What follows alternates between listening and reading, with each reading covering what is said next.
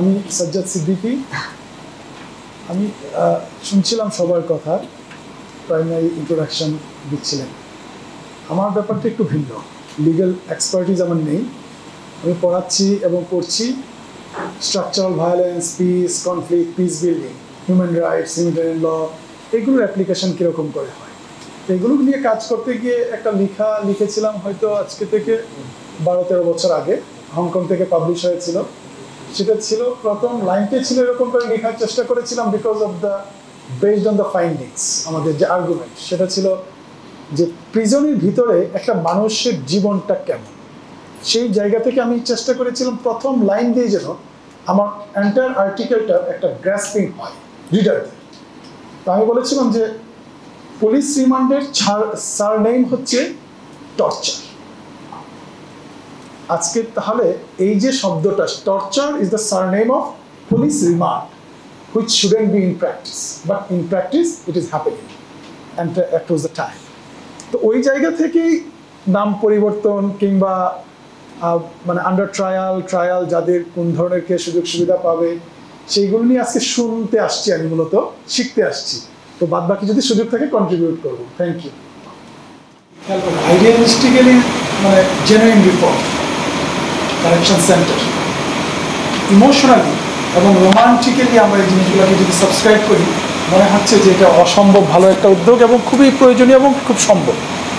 But আমরাই যখন আবার কনটেক্সটের কথা নিয়ে আসছি, তখন দেখুন কয়েকটা স্টেক হোল্ডার চলে আসছে, সমাজ, সংস্কৃতি, political will. The concept note is very clear এবং কনসাইজলি এবং প্রিসাইজলি এটা বলার চেষ্টা করেছে। তার মধ্যে আমি একটা শব্দ শুধু মানে আমার জন্য নিয়েছি, পলিটিক্যাল উইল।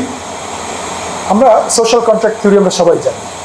আমার কাছে মনে হয়েছে এই সব কিছু অ্যাডহক ভিত্তিতে যদি আমরা নেই, আমি যে বললাম আইডিয়ালি খুবই চমৎকার লাগবে, বাট আমি যখন বলবো যে লোকাল টার্ম, আমাদের একজন ব্রিটিশ একজন স্কলার আছে যে আমরা সবসময় নকল করার চেষ্টা করি, যেটাকে আমরা বলি আইসোমরফিক মিমিক্রি। পরের ভঙ্গি নকল করে নটের মতো কেন চলিস, হ্যাঁ, পরের মুখের শাখা বলি পাখির মতো কেন বলিস। তো আমাদের সংস্কার প্রস্তাবগুলোর মধ্যে না কেন জানি এইরকম একটা গন্ধ আমরা পাই, এই জন্য মানুষের ট্রাস্টটা ভেঙে যায়।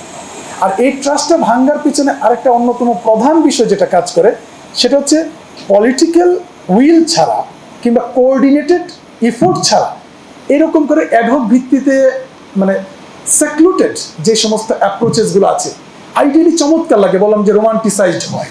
তো এই ব্যাপারে আমাদের মনে হয় যে একটু বৃহৎ পরিসরে কাজ করতে হবে।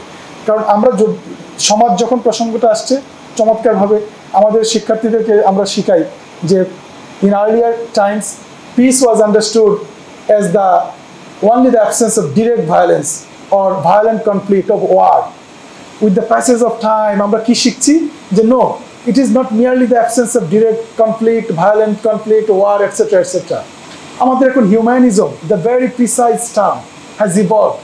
এটা within the prison, within the home, within the একেবারে মনে bedroom, everywhere, the humanism and human rights centric, humanistic centric যে আলাপগুলো আসছে, সেই আলাপগুলোকে যদি আমি সাস্টেইনেবিলিটি দিতে চাই, তাহলে এই কালচার এবং এই সমাজ, দুটো শব্দ আসছে আমাদের দুজন বক্তার কাছ থেকে চমৎকারভাবে।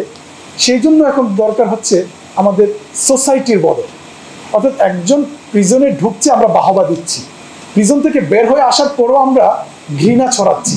দ্যাট মিনস একজন ব্যক্তি বেঁচে থাকতেও মরে যাচ্ছে, মরে গিয়েও মরে যাচ্ছে।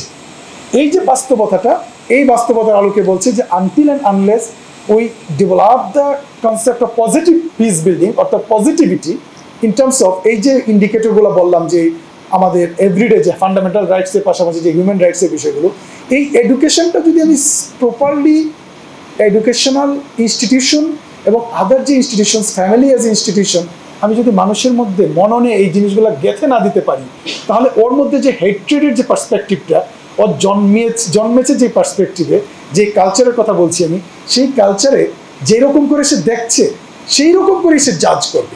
সেই জাজমেন্টালের জায়গাটাকে আমাদের সংকুচিত করার জন্য একমাত্র পলিটিক্যাল এগ্রিমেন্ট, সোশ্যাল কন্ট্রাক্টের জায়গায় আমি একটা কথা বলার চেষ্টা করি যে রাজনৈতিক যে দলগুলো আছে তারাই বিরোধী দলে থাকবে, যদি সেন্সিবল দায়িত্ব পালন না করতে পারে বিরোধী দলে থেকে কেবলমাত্র ক্ষমতায় যাওয়ার চেষ্টা করে আর ক্ষমতায় যে আছে সে সবসময় ক্ষমতায় থাকার জন্য জেলখানা নিয়ে বেশি করে পীড়ন দাও অপোনেন্ট পার্টিকে, এবং তার জামিন হলেও তাকে আবার জেল গেটে, যে দাদা যেটা বললেন, আবার একটা কি জানি শোল অ্যারেস্ট নাকি বলেন, এটা এই টার্মগুলো আমি এত ভালো বলতে পারি না, এইরকম অ্যারেস্ট দেখিয়ে নিয়ে ঢুকালাম।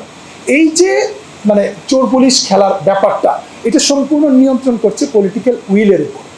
আমরা আপনারা যদি এই পলিটিক্যাল উইলটাকে কনফার্ম করতে পারেন, যে সমস্ত সংস্কার প্রস্তাবগুলো আসছে এর মধ্যে যদি এই জেলখানার এই বিষয়টা, কারেকশন সেন্টার কিংবা কারেকশন হাউস যেটা বলি আমরা, এই বিষয়গুলোকে যদি সামগ্রিকভাবে নেওয়া না যায়, তাহলে ওই যে সেক্লুডেড একটা রোমান্টিসাইজড একটা প্রসপেক্ট, মানে প্রজেক্ট হিসেবে আমাদের হয়তো 10 বছর পরে এই জিনিসটাকে এইভাবে মূল্যায়ন করবে। তো আমার কাছে মনে হয়, আমি আবারও টার্ন আসলে বলবো, তো আমার গুরুত্বপূর্ণ বিষয়টা হচ্ছে সোসাইটিকে পরিবর্তনের দায়িত্ব রাজনীতিবিদদের। আর রাজনীতিবিদদের এই পরিবর্তনের অঙ্গীকারটা যারা সিভিল সার্ভিসে থাকে কিংবা আমরা যারা টুকটাক কথাবার্তা বলি, ক্লাসরুমে যে একটা জেনারেশন বিল্ডের চেষ্টা করি, তাদের দায়িত্বটা পালন করতে সহজ হয়। আর এইভাবে একটা ন্যাক্সাস তৈরি হবে, পজিটিভ ন্যাক্সাস, নেগেটিভ না। এই ন্যাক্সাসটা হবে জেলখানার মধ্যে অটোমেটিক্যালি এনভায়রনমেন্টটা আর এত জবরদস্তি করে প্রমাণ করা লাগবে না যে এই আমরা এখন জেলখানা থেকে আমরা কারেকশন মানে ওই কি জানি, হ্যাঁ, কারেকশন সার্ভিসেস বলছি। আর বেশ গুরুত্বপূর্ণ জিনিস আপনাদের কাছে, একেবারে পোলাইটলি আমি খুব প্রোয়েক্টিভলি বলার চেষ্টা করছিলাম যে কোনো আক্রমণ নাই। আপনাদের কাছে কেন মনে হচ্ছে না যে আপনারা যে কাজগুলো করছেন by this time, following the mass uprising, calorie এবং আপনার যেই ভিটামিন সমৃদ্ধ খাবার দাবার, খাদ্য মান বৃদ্ধি করা, তাদের এনভায়রনমেন্ট কনজেনিয়ালিটি, অ্যামিনিটিস বৃদ্ধি করা, এটসেট্রা এটসেট্রা, এর মধ্য দিয়ে আমরা যদি কাজের মধ্য দিয়ে প্রমাণ করে ফেলতে পারতাম 10 বছর পরে, look, we didn't change the name, we work in practice, এবং দেখো আমরা এটা কাজ করছি, তাহলে এই পরিবর্তনের নাম করে করে কি পুলিশের নাম পরিবর্তন, ড্রেস পরিবর্তন করে এটসেট্রা এটসেট্রা, একটা নেগেটিভিটির একটা প্রবণতা আছে আমাদের, নেগেটিভলি প্রমাণ করা। তো আপনাদের কাছে কি মনে হয়েছে কখনো যে আমরা নাম পরিবর্তন না করে, আমরা কাজে পরিবর্তন করে আমরা একটা সমীক্ষা দেখাবো, এবং ইন্টারন্যাশনাল ইন্টারভেনশন যারা করে কিংবা এক্সপার্ট যারা, ওনারা যারা রিসার্চ করছেন এই বিষয়ে, তারাই একদিন বলবে, লুক, 5 আগস্টের পরে 10 বছর পরে এই পরিবর্তনটা হয়ে গেছে। আমাদের এই নাম পরিবর্তন করার সঙ্গে যে দাপ্তরিক যে জটিলতা, প্রোক্রাস্টিনেশন কিংবা খরচ বলেন, নানান কিছু বলেন, আছে, একটা খরচ তৈরি হয়ে যায়, এটা তো গভর্নমেন্টের রেভিনিউ থেকে আমরা খরচ করি। তো এই আইডিয়ালিস্টিক জায়গা থেকে আমরা পারতাম কি না, এটা আমার একটা জানার একটা জায়গা ছিল। তো থ্যাংক ইউ, আপাতত এই পর্যন্ত।